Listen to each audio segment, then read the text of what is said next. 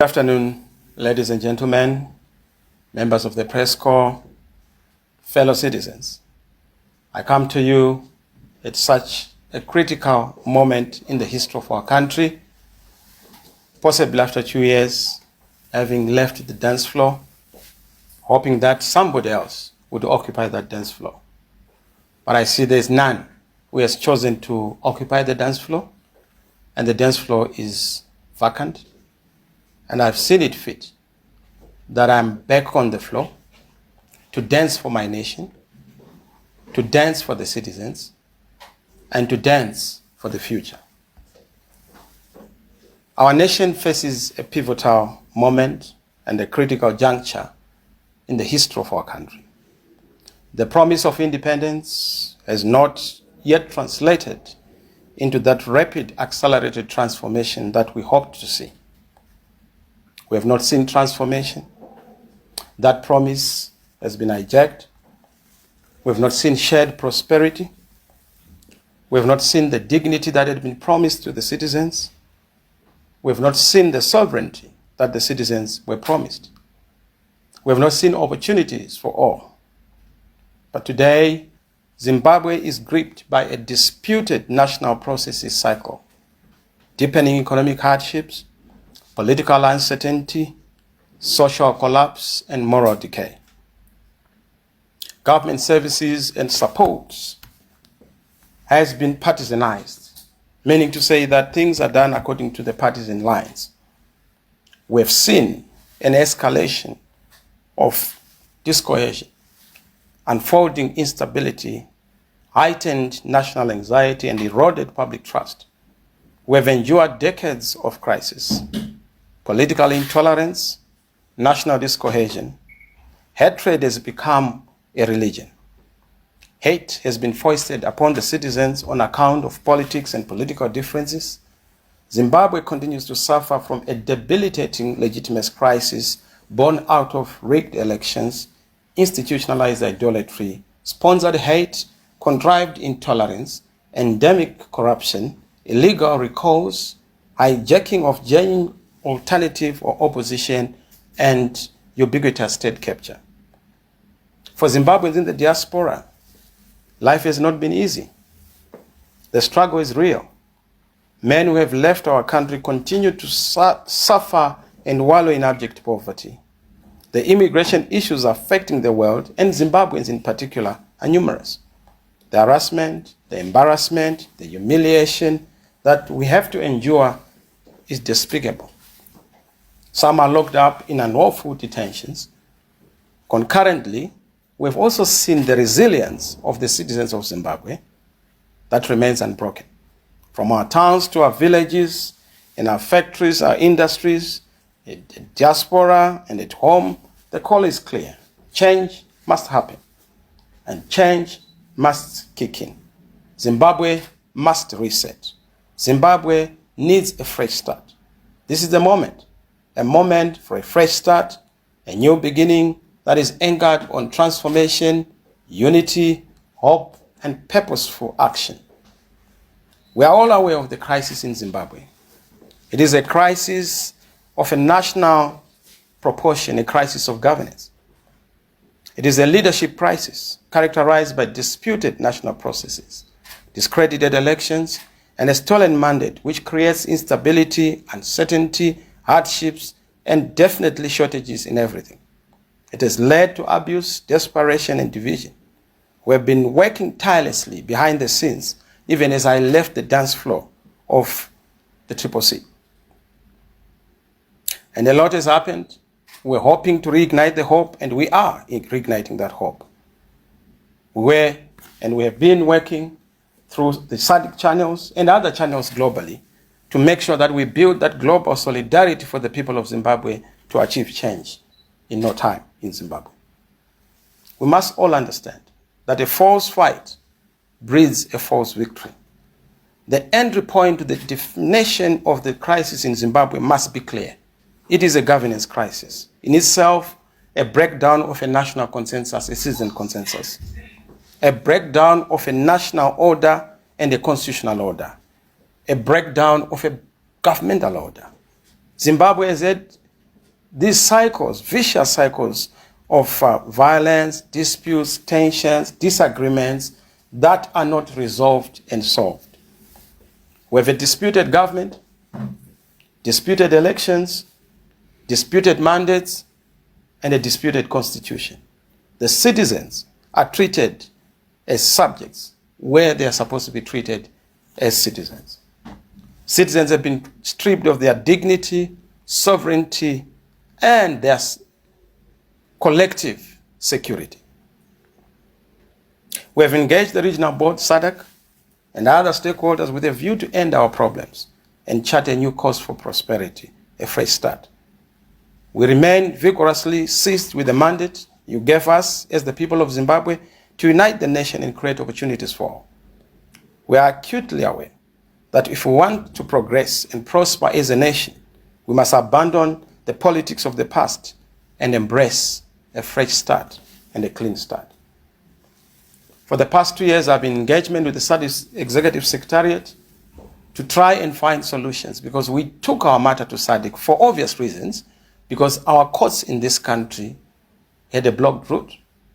So SADC was supposed to be another avenue to give us the same remedy we saw sought in our own domestic jurisdiction. But unfortunately, because the chairman of SADC was a disputed individual, so that stalled processes. But we still continue because we believe that the issue of elections that are disputed in Zimbabwe is not resolved. Even if it takes 5 years, 10 years, 20 years, we still have to go back to correcting the process flaws that we have. I'm clearly aware that some of you are saying, let bygones be bygones. Some of you are saying, no, it's already water under bread, it's spilled milk. No, it's not. If we don't fix what's broken, we'll never get it right. Zimbabwe needs a fresh start. What happened before must never be repeated. Zimbabwe needs a new way. The new way born out of a long-term reflection on a critical truth. The challenge of our politics is that the alternative has for a long time been built on the rotten, compromised, exhausted, and sterile past. A past that stifles the organic emergence and growth of an authentic, credible alternative in Zimbabwe. Instead of progress, the old ways have produced entitlement, fatigue, exhaustion, compromise, corruption, and being bought, joining the grave train. People literally chasing titles and entitlements instead of pursuing the agenda of transformation. Such foundations cannot sustain a credible alternative. This is why Agenda 2026 is about a clean break from the mistakes and missteps of the past. It is a commitment to reimagine Zimbabwe and to rebuild a nation on democratic values, constitutionalism, competence, compassion, a fresh start that means we are rejecting fear, violence, corruption, selfishness, greed, and exclusion, embracing ethical leadership, accountability, and citizen service. This agenda is not about personalities. It's not about individuals. It is about the collective. It is about the citizens.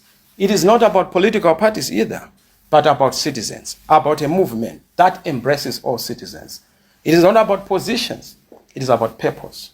It is not about whatever we have seen, the recycling of the old, but the renewal of the citizens and their galvanized agents. And this is why we have identified 5 critical issues for this year as the agenda. The first one is we are building a new national consensus across the whole country as number 1. A new national consensus entails what we want to see with the citizens, for the citizens, about the citizens. Citizens need a unit of action, a unit of direction, and of course a unit of destiny and destination. Unit is not imposed. It is built organically from below through communication, connection, conversation, consultation, and consensus. We are reawakening and exhorting citizens to define a new national consensus anchored on the citizens, not a small elite of politicians, opportunists, and careerists who just want to fly to parliament or fly to local authorities or to fly to State House without clearly answering the fundamental and central questions affecting our country. What Zimbabwe we want and how we want it. That is the process and the destination. That unity is grounded in oneness. We fall together, we fail together, or we rise together. We are one nation, one vision, one future, one success, and even in circumstances of failure, one fall. There is no separate destiny for a few and for another. We must understand that we have over 5 million Zimbabweans in the diaspora, and it doesn't matter how good you are, even if you're a blue chip company, because you have a bad government, your goodness is eroded. You are a good citizen, but with a bad leadership, the ultimate is that your gains are negated. So the key agenda for this year is going to be to unite all progressive forces around this new national consensus built on forgiveness, peace, healing of wounds, and oneness. That is our agenda. That is the basis of an everlasting national reconstruction and reconciliation. Number 2, we are going to be reclaiming citizen agency and leadership. Let the citizens lead. Apart from understanding that we need oneness and the collectiveness, the togetherness, the movement together, we need to make sure that we reclaim citizens' role and agents. True transformation begins with you, the citizens. We need to be cultivating an awakened, conscious, and responsible citizenry. Citizens who understand their agents, their role, their responsibility in shaping the destiny of a nation. Real change is not delivered by politicians. Real change is delivered by citizens. It is built and defended and supported by the citizens themselves. We are building that agency. We are going to make sure that we do everything practically possible to act, mobilize, organize, recruit, conscientize, educate, and sustain so that information flows to every platform, every forum.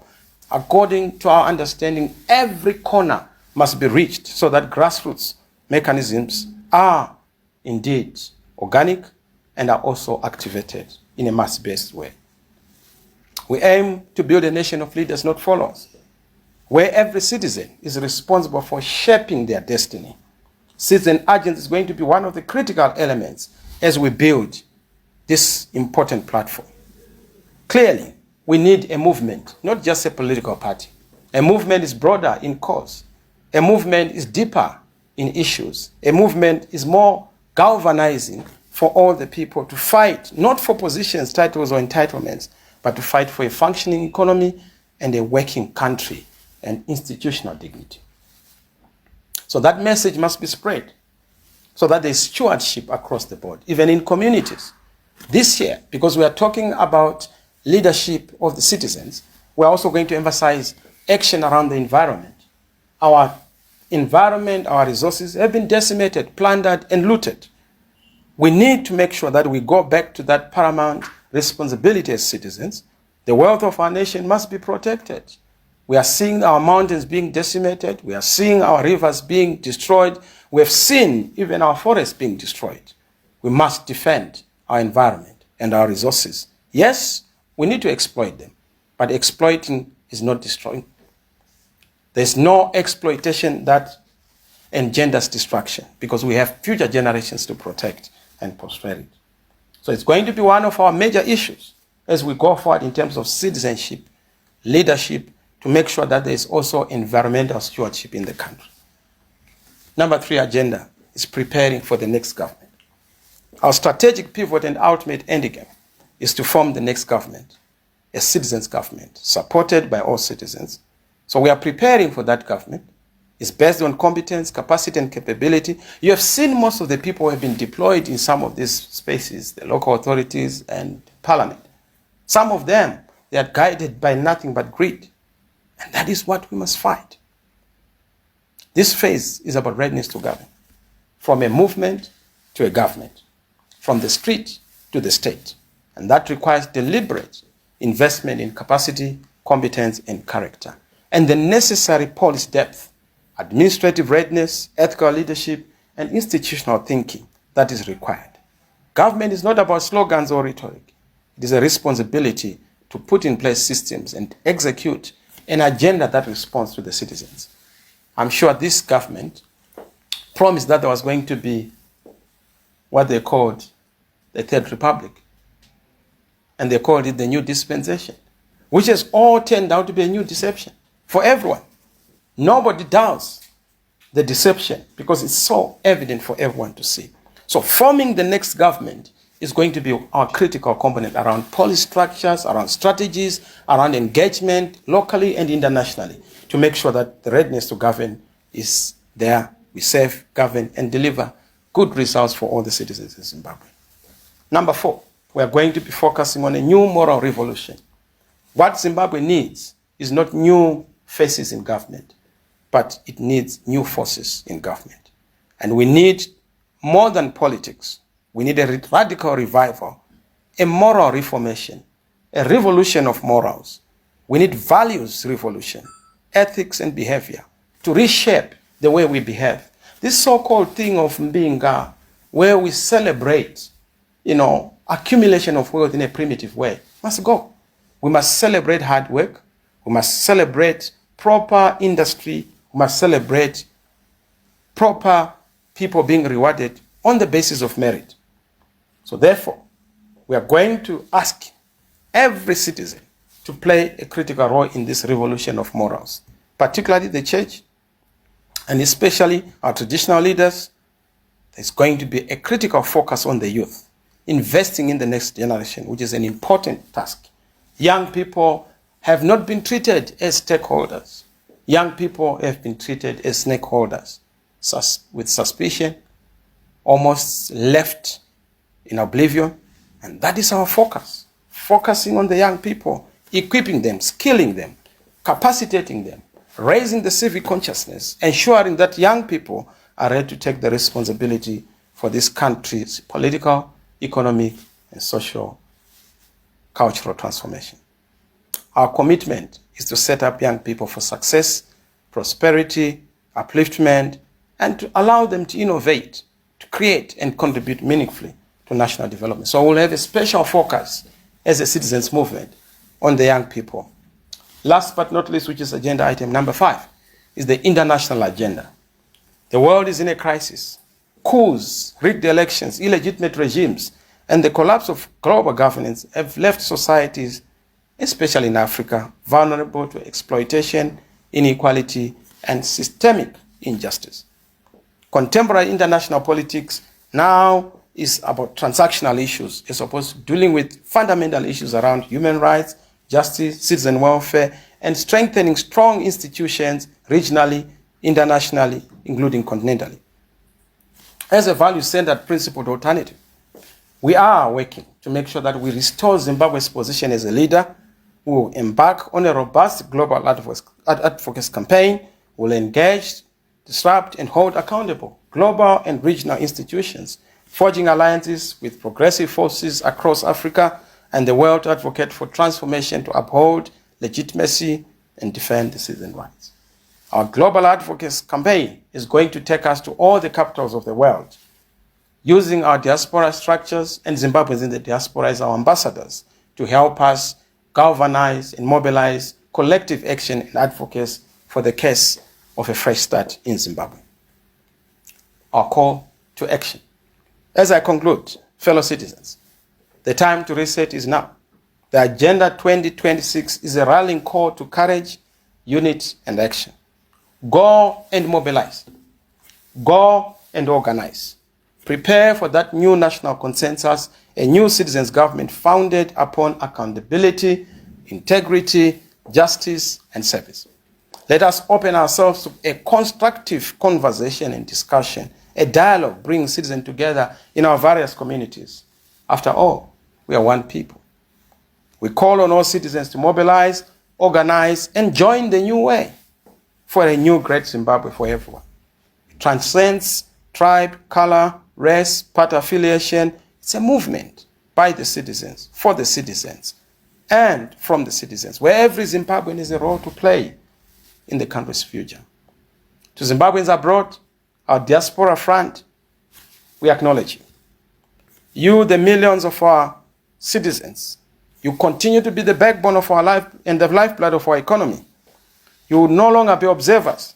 You will be the active participants in the citizen movement's governance and support system structures. These are the key actions we want. Mobilize, raise the awareness, organize, build local and national responsive grassroots structures for collective action. Encourage every Zimbabwean to become an active member of this new national consensus. Of course, in the next 180 days, our priority is not showmanship or rallies. It is legal and institutional fortification and building that grassroots resilience and consciousness. We must, and we will, want to build something that is not going to be destroyed. That's why we are entering into a season of foundational groundwork, a period of grassroots strength, hoche koche, dandemutandi, zeve zeve, spreading the message. I know there are Debele equivalent for those, and we will have them in our communities, and we'll send them across the nation. Let us rise together peacefully, purposefully, patriotically to reclaim our future. Zimbabwe can and will work again. The new dawn, a fresh start begins with us. In due course, I'll be announcing an executive program of action that will fulfill this agenda. I want to thank all the Zimbabweans who have continued to support us from across the political divide. We actually have more supporters in ZANU-PF because citizens are not divided by parties. Though, of course, politicians want to divide people on the basis of politics. The church, we appreciate you.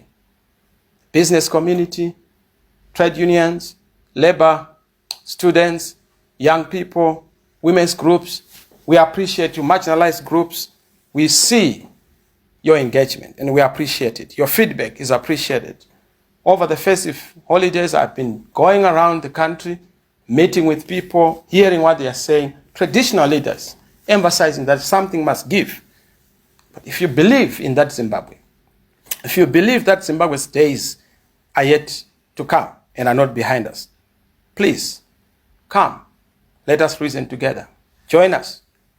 We need your expertise in policy, your local influence, your financial muscle to build that solid momentum that ensures that our moment comes and our message reaches the furthest and remotest parts of our beautiful country. The journey to a new great Zimbabwe begins. It does not start when we become a government.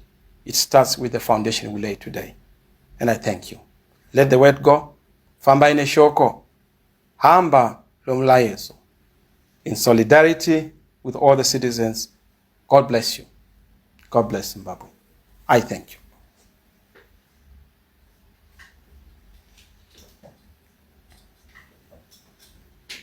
I'll take very few questions. I'm not going to take questions. Because if I take questions, I know that we'll have a problem diverting and defocusing on the message. But I'm sure you may have some very serious questions. I'll take maybe 2, 3. I'll start with Effort, okay. Then Tonio, then last, because I'll just take 3. Who else? It's limited, I'll ask 2. Okay.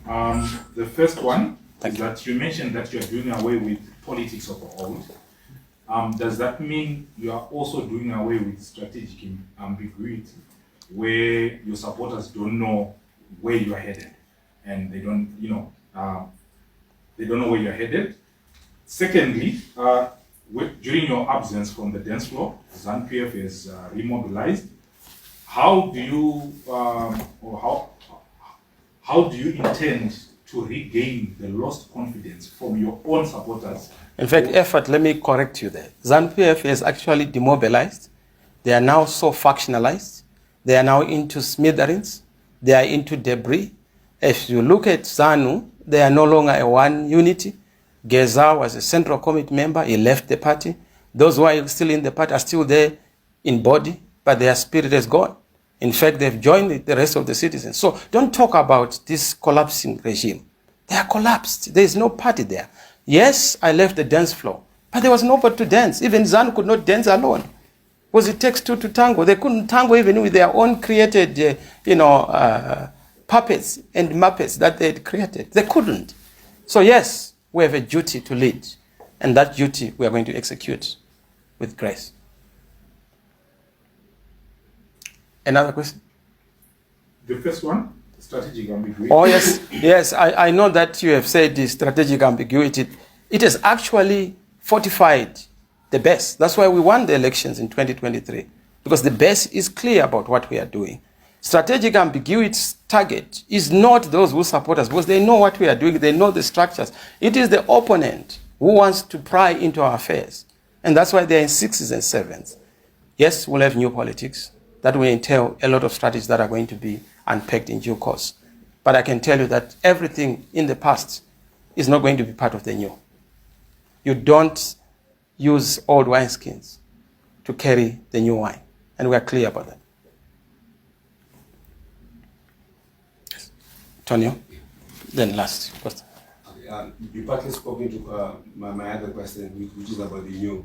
As far as the setup and how you're going to constitute the new, are you going to be expecting new also coming in with some old members or executives that you used to have in the past as far as the last political commission was concerned? And is this an announcement of the coming in of a new political party, or is going to be a general movement? Exactly what is this? I think I must help you. I said it's not a political party, it's a movement. It is, and a movement is like the liberation movement. Who was the president of the liberation movement? What was the constitution of the liberation movement? But the movement was able to galvanize people. Yes, you'll have institutions here and there, but we want to build a movement that unites Zimbabweans around a cause, around a case, around an objective, around a purpose. And that's what we are preoccupied with. So this whole thing of saying, is it a new? Yes, it's a new movement, a citizens' movement. New in the sense that you are going to see everything new, from the tactics, the strategies, the structures, the leadership, and the way we organize. We can't continue to have funny games with ZANU-PF for far too long. Life is difficult. We are suffering, as if we don't have a country, yet we have over 6 mineral resources to our name. God blessed us, but human beings cursed us. We have everything in this country except leadership. We must correct that. What's broken must be fixed. And that's our focus, and that's our initiative. So I hope that answers you. It clarifies. Thank you. Last but not least. Yeah, President, I will repeat maybe the question, maybe perhaps in a different way. You've emphasized on the forgiveness, and therefore, does this forgiveness also leads us to see people that you have worked with before? I will refer to the call which was made by your former colleague Douglas. First of all, you must correct, because when you say former colleague, it's a misnomer. And you know that they worked with ZANU to destroy us. And that's a common position.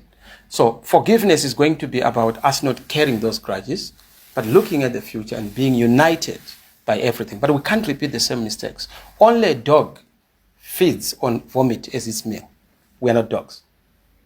And then there have been some social media slurs that alluded to you not having condemned enough the 2030 agenda, which is being pushed by ZANU. It's inconsequential. It doesn't exist. Even if ZANU were to wake up tomorrow and impose a parliamentary circus and fast-track things, that does not change the fact that Zimbabweans do not support that stupidity. That's foolishness. It's a walk in the dark. It's a walk on the slippery slope. And they will fall. We have to organize. Citizens who are organized and mobilized can change a government anytime, particularly if the government is a disputed one. And if it has been rendered illegal and illegitimate, even by SADC, even by the AU, even by all the observer missions. So our focus is not on false fights. That's what I said. Don't fight a false fight. Assuming that we go and fight that so-called 2050, it doesn't succeed and we say we are successful. What is the definition of success? 2028? But no, that's not success. Even 2020 is not success. Success is for us to resolve what's broken. The constitutional order that has been thrown out through the window. Go and guard against abuses in government so that the governmental order is restored. So the issue is not about defending what's not there. The constitution can't be defended when it's not there. You can't defend a nullity unless if you are a nullity. You can't defend what does not exist. There's no constitution in this country. Even those who are in government know that the constitution has been shredded apart. That's why they can have a party resolution being imposed on a people. Where do you have a party resolution being a national resolution? You want to sustain a nation on the basis of party or partocracy, state-party conflation. No. Zimbabweans are bigger than political parties. If you are ZANU, you are a numerator. You can't be the denominator. The denominator is Zimbabwe. We must all come together and debate issues about the country. If you want to go it alone. And we will teach you that you can't walk alone when you are talking about national issues. It's for all of us. It's for all of us to come together and define the common way forward. So we don't want to be invited into factional fights within ZANU and join that. The crisis is a governance crisis, a constitutional order breakdown crisis, a governmental order breakdown crisis, the absence of elections. We go into an election as a ritual. What Museveni has done in Uganda, what we saw in Tanzania, partially what happened in Mozambique, that phenomenon must be arrested and curtailed. And it takes citizens who are bold, decisive, and are clear about what they want, and will lead the church. You know, in the interest of honoring ladies, I would just say allow my sister, but otherwise, you know, in a fair world, I'd say 3. Okay, you say this is not a political party, it's a movement. So does this movement have a name? Oh yes, you see, it's an organic animal. It's everywhere. You know, if you want the real name, you'll see when ZANU screams. They will help us pronounce that name. But you know, we have been down this route. We know how they operate. We have also learned them, you know, and we'll teach them a lesson. So do you have structures? Oh yes, everywhere. We are all over. That's why you see that wherever you go, if you drop a stone in this country, chances are you will hit a citizen movement supporter. Wherever you go, you can ask ZANU. They will tell you. That's why they can't afford to operate without shouting our names and obscenities against us. They know that we mean the real deal and the real game. And governing a country is not a solo affair. ZANU cannot do it alone. They've done it alone and we've allowed them, but we will not allow them any further. I thank you. God bless you. Have a blessed new year and wish you a fresh start. Thank you.